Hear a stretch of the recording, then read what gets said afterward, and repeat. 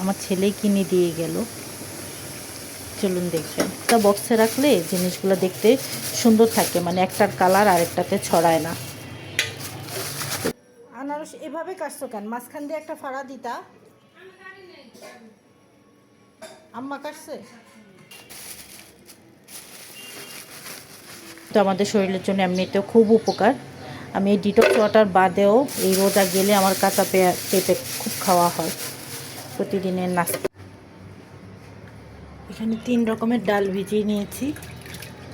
রোজার শুরুতে পেঁয়াজের জন্য যে ডাল ভিজিয়েছিলাম সেগুলো খাওয়া শেষ। এখন এগুলো পেঁয়াজের জন্য ভিজিয়েছি ভোর রাতে।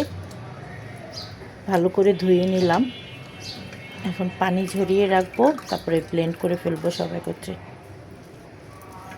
আর এই ডালেরই কিছু অংশ এখানে নিয়েছি। এখানে 1 2 3 রকমের ডাল আসছে। এই ডাল দিয়ে আজকে একটা পাতলা ডাল রান্না করব ভাত দিয়ে খাওয়ার জন্য।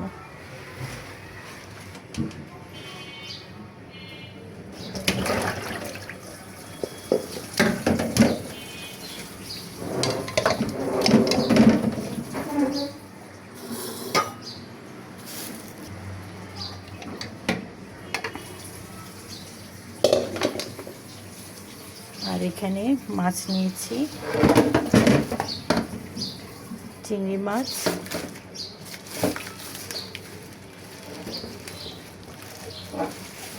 পোয়া মাছ আর 2টা ইলিশ মাছ। এগুলো কাটতে হবে।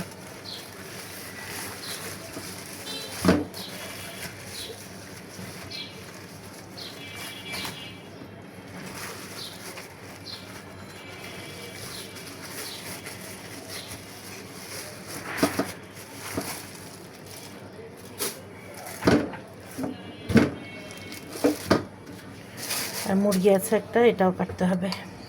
একটু পানি দিয়ে ভিজিয়ে রাখি।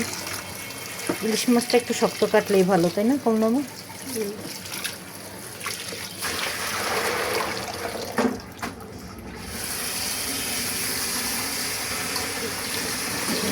অল্প পরিমাণে পানি দিব।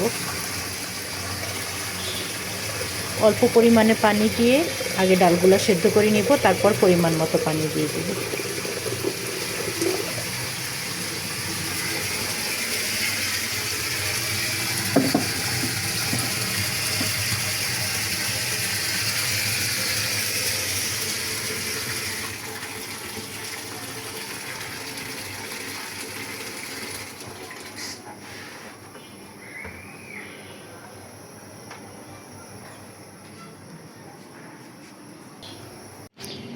ডালগুলো ব্লেন্ড করতে হবে। কমলার মা এখানে কাঁচামরিচ কেটে দিয়ে গেছে যেরকমভাবে।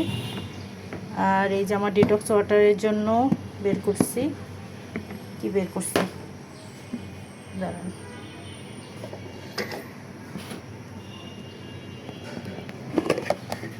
এই যে হলুদ, বিটরুট, আমলকি, আদা আর এখানে গাজর আর পেঁপে অ্যাড করবো। ওগুলো আলাদা বক্সে রাখা। তো যারা আগে ভিডিও আমার দেখেছেন তারা জানেন এটা আমি প্রতিদিনই বের করে রাখি। নর্মাল টেম্পারেচারে আসলে যতটুকু প্রয়োজন ততটুকু নিয়ে ব্লেন্ড করব। এই বিটরুটের রং ভরে গেছে মশলার ডিব্বার উপর। আচ্ছা, এটা পরিষ্কার করতে হবে। মশলাও নর্মালে আসছে, রান্না করব। পেঁয়াজ কেটে দিয়ে গেছে। এখানে ইলিশ মাছ আর পোয়া মাছ, 2 রকমের মাছ আছে। ইলিশ মাছগুলো ফ্রিজে রাখবো আর পোয়া মাছগুলো রান্না করব আজকে। চিংড়ি মাছগুলোও ফ্রিজে রেখে দেব, আজকে আর রান্না করব না। আর হচ্ছে মুরগি কেটে ধুয়ে পরিষ্কার করে রেখে গেল। সবই পরিষ্কার করে রেখে গেছে ধুয়ে কমলার মা। এখন আমি একবার ক্লিন করে নিব। যেগুলো ফ্রিজে রাখবো সেগুলো রেখে দিব, কিন্তু যেগুলো রান্না করব সেগুলো আবার ধুয়ে নিতে হবে। তো আগে ফ্রিজেরগুলো ফ্রিজে রেখে দিচ্ছি। আর এখানে ডাল হচ্ছে, ডালটা বাগার দিয়ে দিব, তারপরে মাছ বসাবো। পোয়া মাছগুলো বসিয়ে দিচ্ছি। পোয়া মাছগুলো মশলা দিয়ে মেখে নিচ্ছি। এখানে রসুন বাটা দিয়েছি, সামান্য জিরা গুঁড়া, পেঁয়াজ, লবণ আর হলুদ মরিচের গুঁড়া। তেলও দিয়ে দিলাম। এবার মেখে বসিয়ে দিব।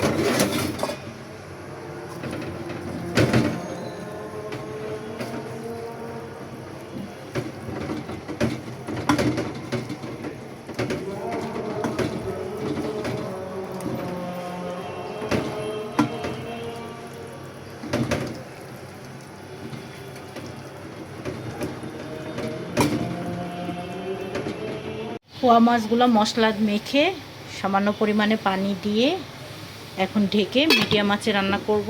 আর এখানে ডাল রান্না হয়ে গিয়েছে। কিছু ডাল ব্লেন্ড করে এই যে পেঁয়াজও বসিয়েছি।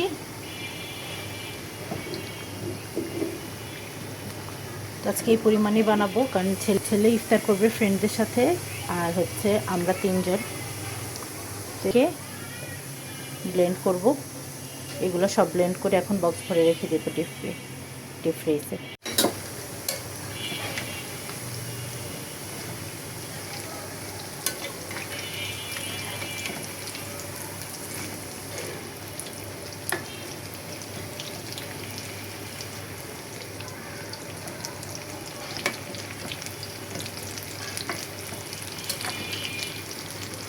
আজকে শুধু পেঁয়াজগুলোই আমি বাসায় তৈরি করলাম, আর বাকি যে আইটেমগুলো করেছি ইফতারির জন্য সেগুলো বাইরে থেকে কিনে আনছি, মানে আমার ছেলেই কিনে দিয়ে গেল।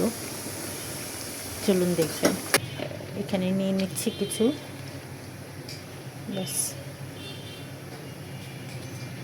ডালের খোসা।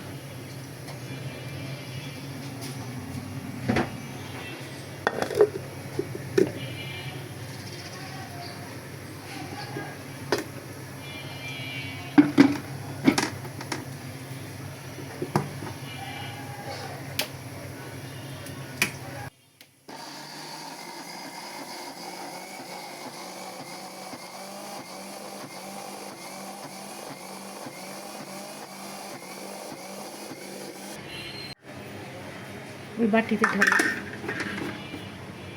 আদা বাটা করাই ভালো। তাহলে মশলা হাত দিয়ে নেওয়া লাগবে।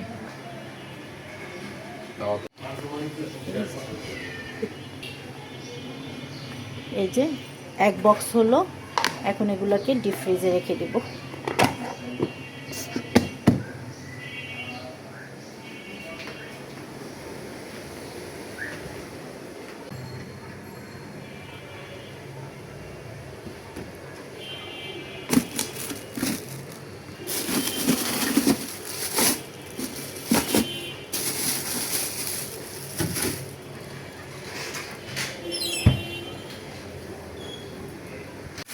ডিটক্স ওয়াটারের জন্য এই যে গাজর আর পেঁপে রেখেছি।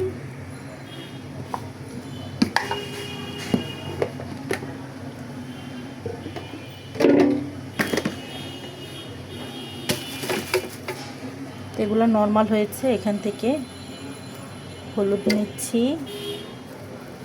আমলকিগুলো না একদম টক টক না, আমলকি নিলাম।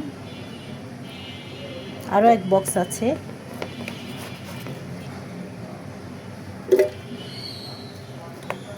বিটরুটও নিয়ে নিলাম। এভাবে দেখতে খারাপ দেখাচ্ছে, তাই না? চাইলে কিন্তু আলাদা আলাদা বক্সে রাখতে পারতাম, কিন্তু রোজার সময় এত জিনিসপত্র ফ্রিজের ভিতর যে এত আলাদা আলাদা বক্সে রাখতে গেলে অনেক জায়গার প্রয়োজন। তো এমনিতে আমার 2 বক্স হয়ে গেছে এগুলাতে। তো এই জন্য এক বক্সে মিলাই রাখছি যে থাক, সব তো আমার পেটেই যাবে, সমস্যা নাই। এক বক্সে আলাদা আলাদা বক্সে রাখলে জিনিসগুলো দেখতে সুন্দর থাকে, মানে একটার কালার আরেকটাতে ছড়ায় না। তো গাজর আর পেঁপে এগুলোকে পলিথিনে রাখতে হইলো। বক্সে রাখার পর বক্স আর রাখার মতো জায়গা নাই ফ্রিজে। পরে আর কি করব, পলিথিনেই রাখলাম। পলিথিনে রাখলে আবার জায়গা একটু কম লাগে। কাঁচা পেঁপে কিন্তু আমাদের শরীরের জন্য এমনিতেও খুব উপকার। আমি এই ডিটক্স ওয়াটার বাদেও এই রোজা গেলে আমার কাঁচা পেঁপে খুব খাওয়া হয় প্রতিদিনের নাস্তায়। ডিটক্স ওয়াটারটা এখন বানাবো না, ঢেকে রেখে দিই। এইটা আমি ইফতারি পরে খাই। কখন? ঘুমানোর আগে। ইফতারির পরে তারাবির পরেও দেখা যায় হালকা পাতলা কিছু খাওয়া হয়, তারপর আর কিচ্ছু খাই না। 9টার পরে আর কি 1 গ্লাস ডিটক্স ওয়াটার, ঘুমানোর আগে জাস্ট কিছুক্ষণ আগে 1 গ্লাস ডিটক্স ওয়াটার খেয়ে ঘুমায় থাকি। এটা রোজার মাসের জন্য, অন্য সময় অন্য রুটিন।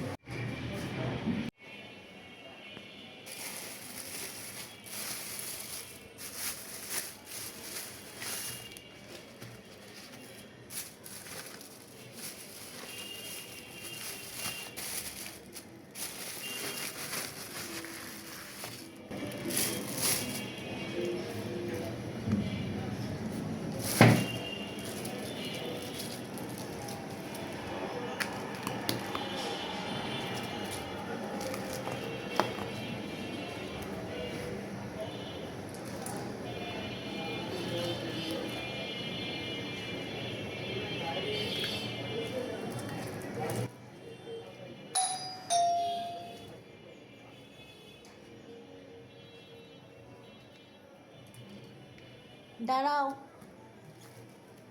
খুলতেছি।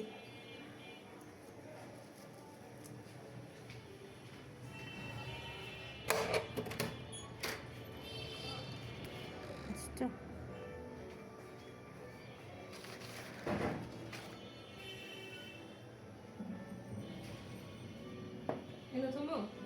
না না, ওখানে রান্নাঘরে নাও, আসতেছি আমি।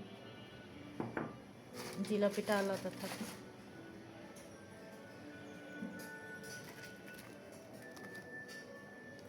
আনারস এভাবে কাটছো কেন? মাঝখান দিয়ে একটা ফাড়া দিতা। আম্মা কাটছে? ও,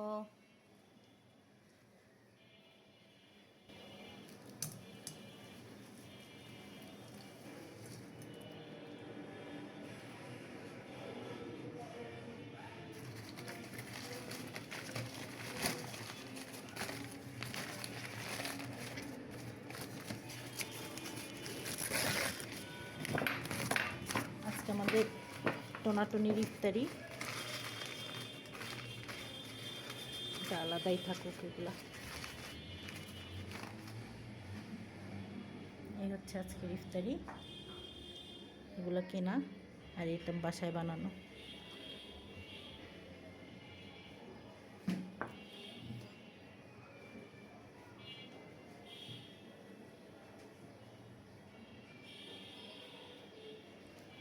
এখনো শরবত বানাইনি।